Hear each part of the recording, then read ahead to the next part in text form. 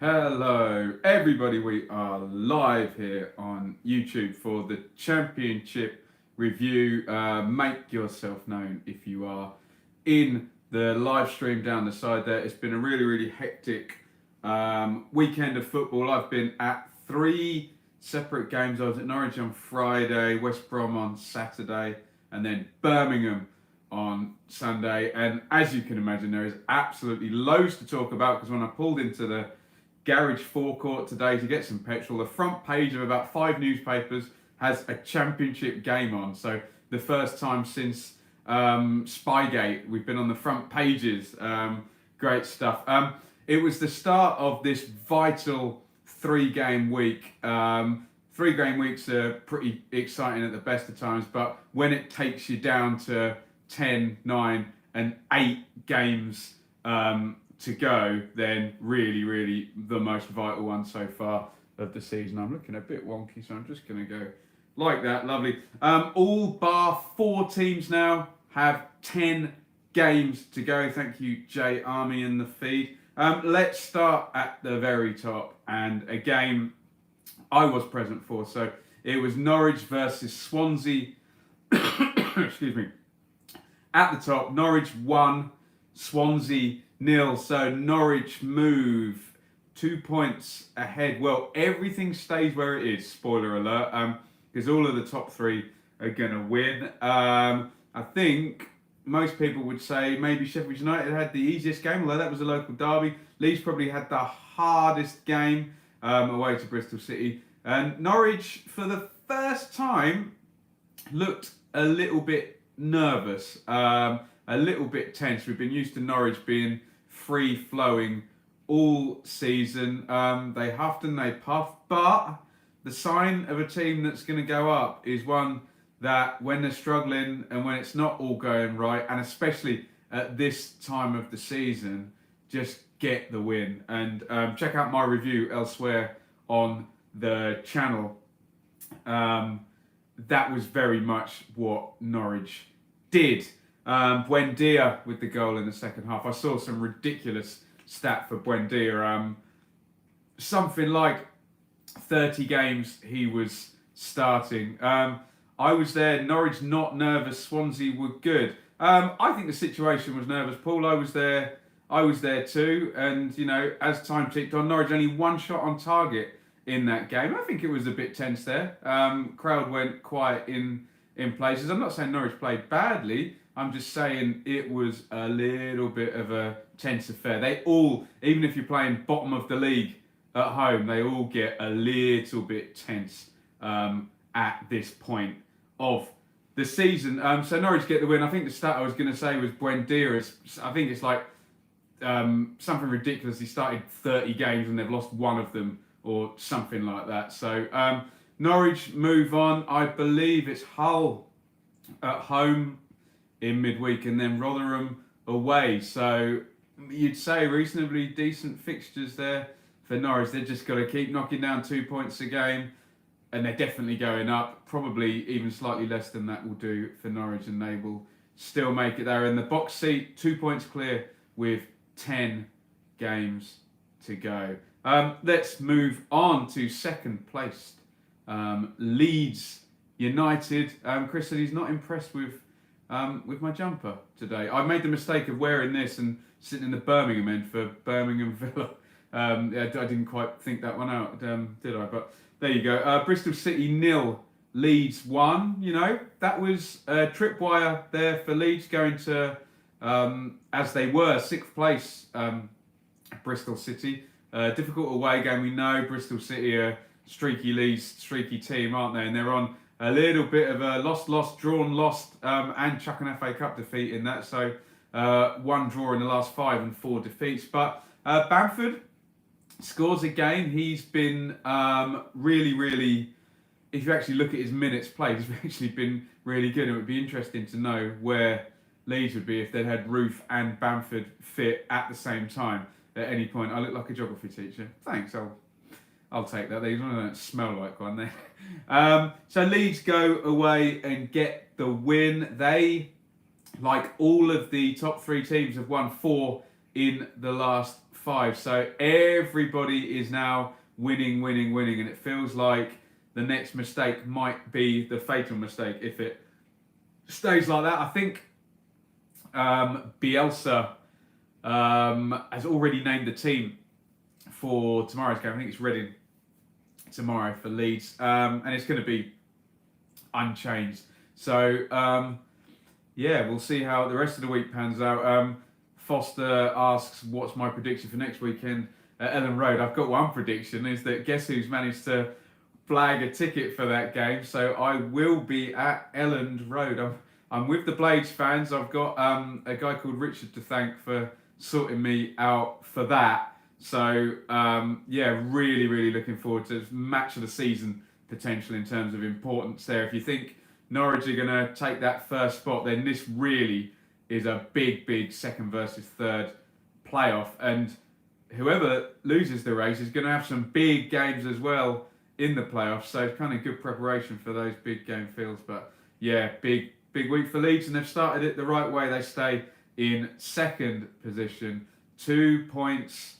I mean, it could just all, you can imagine it, a draw for Norwich and the other 2 win, and everyone's within sort of 1 point of each other. Could really be amazing. Yeah, we're going to get onto some West Brom and some Forest Villa in a minute. Yeah, Forest Villa in midweek. That's kind of sprung up out of nowhere as a really big game given the context. But let's talk about the mighty Sheffield United. First, they won again, so also 4 wins out of 5 for them. They're just 1 point up on Norwich and Leeds for those last games, just that draw away at Sheffield Wednesday. So it was O'Connell and Duffy. George says Blades and Norwich for automatics. He thinks they might. That would presume they're not going to lose at Leeds next week, but we'll see. Volks didn't help Rotherham by getting a red card in that one. So the Blades march on, but interesting one. Blades versus Brentford, who have moved up to 13th and have also got 4 wins in the last 5. And that should be a get the ball down and play a really good game. That Sheffield United Brentford. I don't know whether it's Tuesday or Wednesday. I'll get the preview done tomorrow lunchtime for Tuesday and Wednesday lunchtime for Wednesday. These 3 game weeks are hard work. Johnny asks who will win the championship this season. You got to ask me that in September. At the moment, it looks very much like Norwich. So J Army says we've got Reading tomorrow. Leeds should have enough to go there to Reading. Be interesting. I suspect Leeds will probably take 3,000 or 4,000 fans, even though it's a Tuesday night down there. So top 3, really, it's so much a case of the first one to blink might get left behind, and they could feasibly all win a game in midweek. And Norwich will be hoping that they can just have that nice little cushion before the 2 teams play each other. And then, move on. Mr. Cho, Norwich don't need the best defence to go up, but no. Yeah, fair point. You do get teams in the Championship, and I think Mr. Chode is right as well. Often, a team that gets promoted loses a hell of a lot of games in it because it's a 46 game league. You can lose many. So yeah, I kind of agree. It's all about the points on the board there. So Mr. Chode has a point in the feed there. So the second game I was at was West Brom 1, Ipswich 1, which was kind of overshadowed by the sacking of Darren Moore straight afterwards. I did a video on this, but let's just talk about the game briefly. It's one of those where you look on paper and say, well, you say this about most teams West Brom have played this season, but really they should be beating most teams in this league with the squad they've got. But you know, it hasn't panned out that way, and it's a pretty good performance by Ipswich. West Brom looked very lacklustre and kind of disjointed. System wasn't working. Looked like there were some obvious mistakes. Liam says, Baggy fans I know are still perplexed about his sacking. I think 2 things can be true in this situation. We have to not be guilty of binary thinking as football fans. Yes, it is a bit harsh. Yes, Liam says, such a nice guy. He's a nice guy. Yes, he might have done well with more time. But it can also be true that this could be the right decision. If you've seen my feature on Championship finances, you'll know that there's just this D-Day of 3 years and these parachute payments running out. And you can just see these West Brom, owners saying, look, we're now not going to make automatic. That ship has sailed. We're not playing that well. Looking not that great for the playoffs. You can see Tony Pulis doing a number on Darren Moore in the playoffs. Get someone else in, have a bit of a bounce, win in the playoffs, or set yourself up for next season. But I can see both points of view. It is what it is. Lots of Mr. Dorr says shocking decision. They could still have gone up. Yeah, it's just such a ticking time bomb, the 3-year period. So yeah, we'll see what happens with West Brom. Certainly, all the people who are saying it's a bad decision, you guys can't be vindicated until whoever they bring in has failed next season. So on the basis that we're assuming that West Brom wouldn't have gone up. You guys all saying that they could still go up are, of course, right. They could still have gone up. But, hey, it is what it is. But good performance from Ipswich. Ipswich are down and they're on their farewell.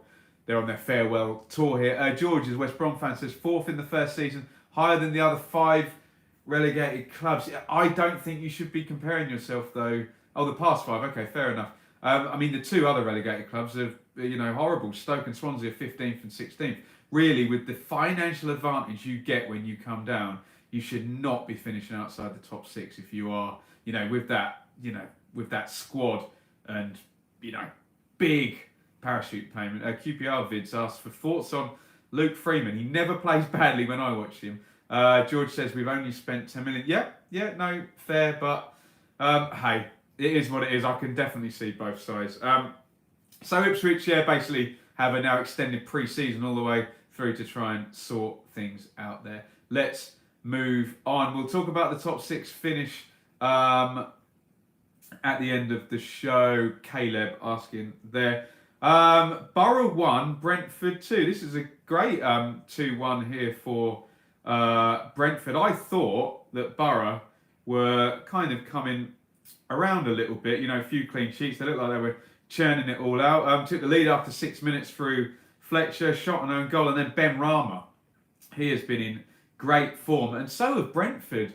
Really, if Brentford hadn't had that horrible, and it literally did last 2 or 3 months in the middle, they would really be a playoff challenger, wouldn't they? They're only 6 points off again. John says Borough will lose their playoff place if they're not careful. I think they're going to hang in there.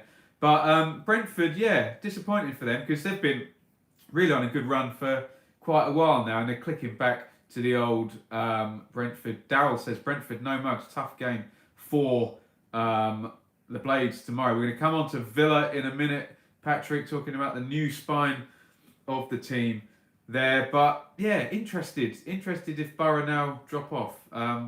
Hey, you could all be right. Derby won, Wednesday won. Derby are just clinging on there in 6th position. They've not been in good form.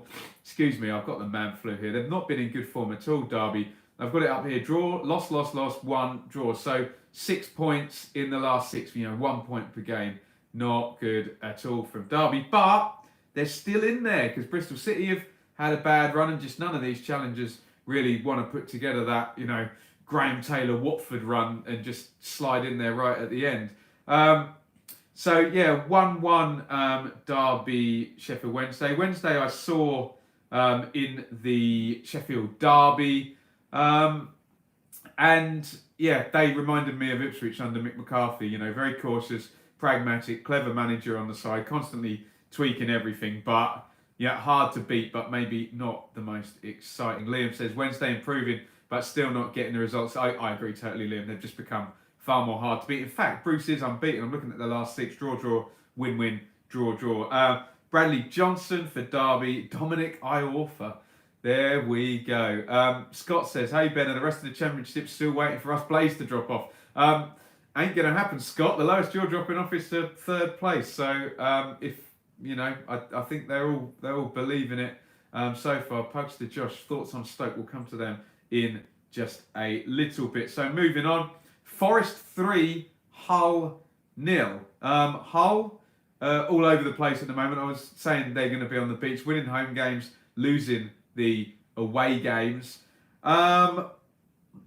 Forest, well, there's something there. There's something happening. 3, 6, 9, 11 points in the last 6 games. I guess if you do that over 10 games, you're probably going to be close. Forest need to win some away games, but I mean, really, you only need to win one away game to get up here, and that's at Wembley if you can get there. So if Forest can ace the home record and just pick up what they can away from home, we shall see. He's definitely got a bit of momentum there, O'Neill. It's very intense and very up and out, and 2 big centre backs in. Yeah, we'll see. I would just think, well, it's this huge game now of Forest and Villa. If Forest blow Villa away, we're all going to be back in Forest. If Villa blow Forest away, we're all going to be back in Villa. So, we'll see how that all pans out. But something happening there. And I think Forest's next away game is at my team, Ipswich, which is always good. Always good for an away win, isn't it? Right, let's talk about the thing that's on the front pages of all the tabloid newspapers today. Birmingham 0, Villa 1. I was there. Jack Grealish attacked by a thug coming out of the Birmingham end there. Widespread condemnation. This guy's already got a sort of prison sentence and I think a lifetime ban from watching footy. Not good at all. Agree with the comments that are coming in down the side there. And the problem is with people like Jack Grealish, with that sort of temperament they've got, the more you wind them up, the more they just want to prove you wrong. Jack Grealish gets booed and jeered every week, and he's a absolutely fantastic player. So I kind of don't really get why people just draw attention to the fact. Jay Murphy says only 10-year ban. I'm sure. Yeah, okay, fair comment. Did you hear about the Alfie Perkins bloke? Oh, is that horrible tweet as well? Yeah, I don't want to talk about that. That is awful. So yeah, Villa deserved win in the end. I think Blues put a lot of pressure on. And it was intense and they were tough in the tackling. But if you look at the big chances in the game, they all fell to Villa. And, of course, quite poetically, Sophie says, only 10-year ban for all grounds, lifetime at Birmingham, home and away. Interestingly, Liam says, Grealish has had 3 injuries and sometimes gets better after each of them. He's, I put it out there, I'm kind of between Grealish and Pablo Hernandez for my most favourite player to watch, although Hernandez doesn't tend to get double marked like Grealish does, so you kind of get to enjoy Hernandez a little bit more sometimes. But I think a brilliant lesson for anybody who basically gets picked on. John says last 8 games, 4 goals, 3 assists. And what better way to stick 2 fingers up at a thug who physically assaults you than score the winning goal. So be very interesting. He's come back. He's on absolute fire for these first 2 games. You never know. You just never know if Villa can have a real run here. We'll do general questions at the end, Aaron, and I'll talk about Sheffield United and the promotion race. No doubt we will get asked about it and get it going in the feed here. Blackburn 0, Preston 1. Blackburn are the 17th now. Preston taking 7,000 fans over to Ewood Park, and Daniel Johnson gives them the win. Preston up to 10th. No better team, I think, statistically. Sheffield United, Norwich and Preston this calendar year just racking the points up. Preston may have left it a bit too late, but hey, if I'm linking Villa with the playoffs, I've got to link Preston because, frankly, Preston are in better form and they've got the same amount of points. So, Preston marching on there, and we'll see how that transpires for the next few weeks. Blackburn in danger of really, I think the lowest they can finish is 18th, looking at the points there. But they've been so good, Blackburn, and it just seems a bit of a shame. Same as QPR really when we mentioned them.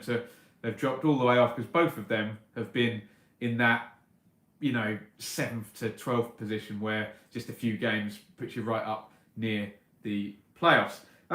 Speaking of Rangers 0, Stoke 0. I'm sure both managers would have probably taken this, really, given QPR's horrible losing streak. They've got that one win against Leeds. They'll just be happy with a clean sheet and a point. Daryl says Preston need to beat Borough tomorrow. I didn't realise it was that game. Where is that game, Daryl? Is it at Preston or at Borough? Because that would certainly then you'd be 4 points off Borough, which would be very interesting. I know Borough got that game in hand. Fair point there. Going back to QPR and Stoke, probably both happy with that. Like we mentioned about the relegated team, Stoke should really be ashamed of where they are 16th. Got some great players and some good money there. Scott says if we don't go up auto, Sheffield United playoff means no promotion yet. Sheffield United tend to get to the final and then lose in the playoffs. We'll talk about the possible playoff permutations at the end of the vid. Reading 3, Wigan 2. Goodness me, there's something in the air at Reading. And you could all quote me and go back and watch my previous videos. I said for weeks, if one team wins 3 out of 5 games, they are out of this. And what have Reading done? They've won 3 out of 5 games, drawn one of the other ones. So 10 points in 5 games. Bosh, 19th position and out of the bottom 3 with a superior goal difference. So Reading are in a really, really good moment. Some would say a lucky moment. I saw a stat today that listed the games where the XG of the losing team was over 2 goals, possibly, I think. Basically, it showed these real outlier games where basically the better side didn't win. And Reading had won 3 of those games. I think they got quite lucky against Millwall, Bristol City, and this one. What that does say about Reading is they've got good finishing power with Maite, certainly, when I saw him against Ipswich, brilliant finishing. I know they're without Oliveira, but it hasn't affected them this past week. In a 97th minute winner, like I say, Reading on a roll. Wigan sucked down into it now, aren't they? And no wins in 6 for Wigan, so not good. Mark says, how many times have you had Jesus give us a song banter?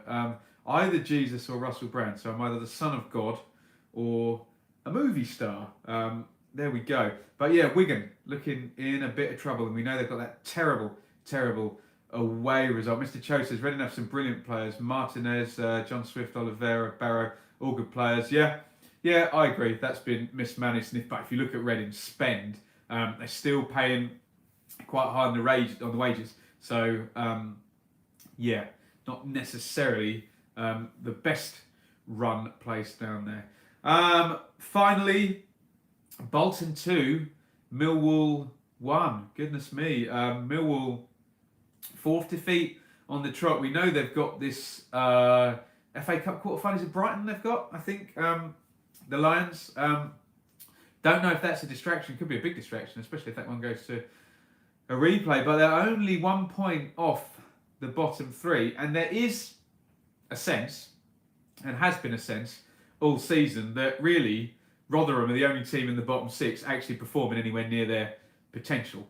Because Rotherham have no money compared to anybody else. And Millwall was so good last season. We know they can do better than this. So I am a little bit worried about Millwall. I don't see Bolton stringing together a Reading one of 3 wins and 5 games, although they've won this one. Mike says, yeah, Brighton Sunday. Oh, and he says he thinks we're down this year. Interesting. But Rotherham could usurp Millwall, possibly with that 1 point behind. And although their game in hand is going to be against Norwich, so that is obviously a very hard game, given that Norwich are basically playing for the Championship up the top. But yeah, worrying times for Millwall. But what I always say about Millwall is, if you've got Jake Cooper in your team and you play that nice direct style, you can always score. And I think for the problems, Lee says, Ben, gotta go. Mrs. wants to watch the Michael Jackson program. God, watch that through your eyes like that. I've seen a bit of that. A little bit chasing in that. So yeah, I don't really see Bolton pushing away, but Bolton have got 2 wins in the last 5, so they've, as an Ipswich fan, they've done what I hoped Ipswich would do, and actually, get a couple of wins on the board, and that does shoot you a little bit closer. So it does look like we're between now Bolton, Rotherham, Millwall, Wigan, Reading, although Reading and Wigan a little bit further off. We'll see how it plays out this week. Right, get your questions in down the side now. We've gone through all the games. Bolton players haven't been paid again. No, I think some have been paid, something hasn't.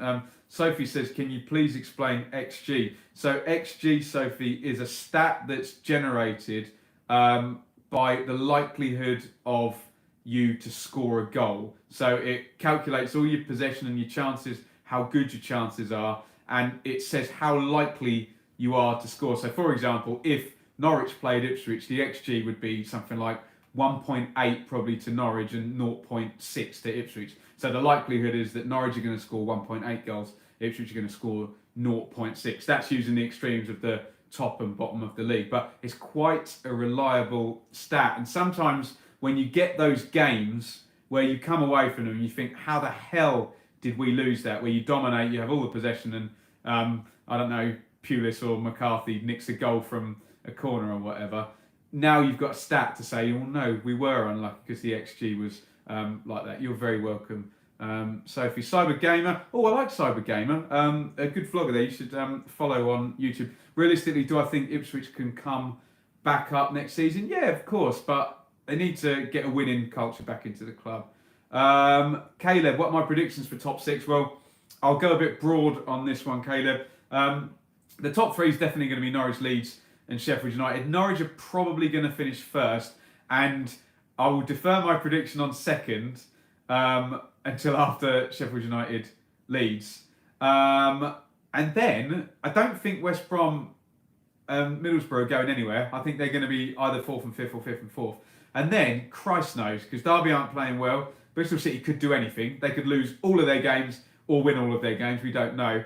Forest can't really play that well away from home, but they've had a good little run. And Villa just completely depends on Grealish, doesn't it? So I don't know. I really, really don't know. 6th place is definitely up for grabs. And as regards down the bottom, Ipswich are down, Bolton are nearly down. Some of the Millwall fans don't seem very confident in here, and it's a real shame because I love going to Millwall and hearing them chant Harris's name, and he's the top scorer there. So it's a shame that's not working out.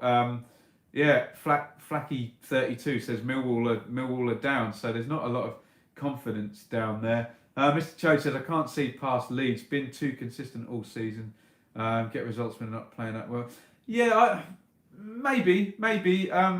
I would argue Leeds have got a higher top speed than Sheffield United, but Sheffield United are maybe a bit more steady. I think their system's a bit more ingrained over the 3 years.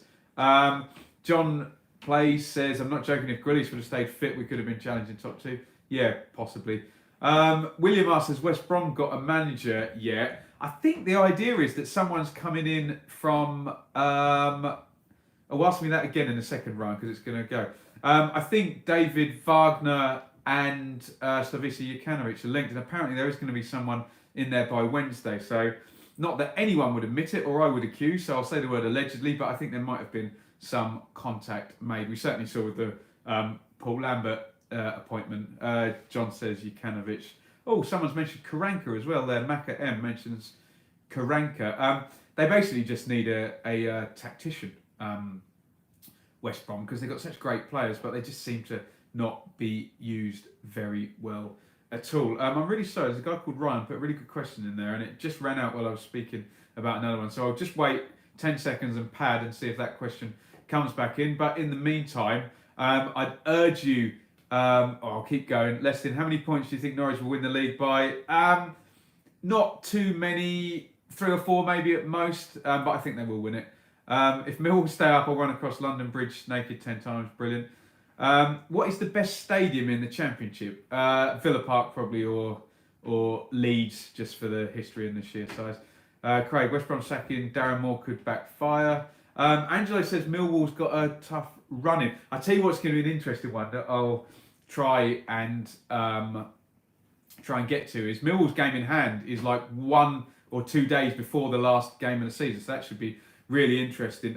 So Millwall fan calling out Jake Cooper there. His numbers for attacking are amazing. You probably know better than me about his defensive work there. William asked, do I think Sheffield United can get automatic promotion?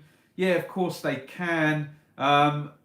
Will they? I don't know. You're up against Marcelo Bielsa, so could be tricky. Do I think Keane and Judge can stay at Ipswich? Someone asked. I think Keane can. My comrade Dave on Blue Monday doesn't think Judge will. Right, Ryan asked, from all the games you've been to this season, which stand out for you, including atmosphere, excitement, drama? Thank you, Ryan. So the best one was Leeds away at Villa, which ended 3-2, and Kamal Roof scored in the 95th minute, and both teams played really nice football, and it was a really attacking game with loads and loads of drama. Janssen scored, and then Jack Clark, that was the first I've seen of him, he came on and scored, and Villa Park was packed, and you know, wherever Leeds are, it's always good fun, isn't it? There's always tons of people there, and they're all always singing. So that one. But for drama and notoriety, I'd have to throw in Sunday at Blues Villa. I've never seen anything like it. So do I think Bialkowski is back to his best? Yes, I do. Most boring game I've seen may have been one of the Derby games, either Derby Forest or Sheffield United and Sheffield Wednesday the other week, all 0-0s. Mickey says Cooper has been good for me. Hutchinson's playing. Steve Morrison is finished. Yeah, and Steve Morrison was good last year, so that might be the key for Millwall. They're trying to, regenerate a new team from the one that got them up and was so good last season. Right, let me do some plugs. I've got a series on at the moment with Kieran Maguire, the football finance expert, which I'd advise you to watch because it really does smarten us up about just the constraints that teams that don't have parachute money are on, and teams that do what they should be doing. So check out some of those videos. I'm going to be at Bristol City Ipswich tomorrow night. I'll do a preview of tomorrow's games around sort of lunchtime tomorrow, so check that out. Thank you everybody for coming into the feed. As I always say, Liam says, can you please check my question on the announcement post? Sorry Liam, I will do that. GC asked the question I get asked all the time, am I going to be doing Championship next season? Yes, I am. If Leeds go up, would Jack Grealish be the sort of player they might go? Jack Grealish would just improve any team, I think. So yeah, they would be very well advised to. Right, there are questions which I should be taking from the announcement post, and Liam has asked one. And he asked, what would be better for Villa in the summer? Selling multiple players to allow Grealish to stay, or just sell Grealish and try and keep the core group together? Perslow says there are two plans. Oh, interesting. Very rare. It depends on what offer they get for Grealish, don't they? If they get offered 40 million, then that's basically a parachute payment for another season. It really totally depends completely on the numbers, because parachute payments for Villa run out this season. There's still some contracts in there lagging about. Lansbury, Hogan, I think are on good money in there. Villa, no team in the Championship can self-sustain without parachute payments unless they have a wealthy owner. Match day income doesn't even make that much difference, even for Leeds and Villa. So yeah, it sounds like the two plans thing is a good idea, but it's never a good idea to put all your eggs in one basket. I know he's a brilliant player, but I just can't see. Yeah, and Simon points out at Sheffield United they sold Brooks and bought in 3 players, so it is possible. But I think you've got to look. Cam says Norwich got 20 million from Maddison. Villa won't get much more than that. Yeah, fair comparison, I think. You've got to look at the long-term health of the club though for Villa. And yeah, okay, promotion is promotion, but you don't want your club 2 hours from going out of business, which, they were. Aaron says, do I think Sheffield United can get promoted? Yes, of course they can, but yeah, ask me after Leeds Sheffield United. I did put a shout out on Twitter for some questions, so we'll do a couple of those while we're still going on here. I only did this, so there's only a few.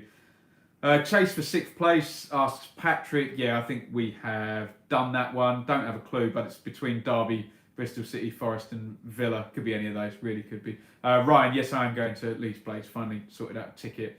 What sentence do you think the Birmingham fans should have got?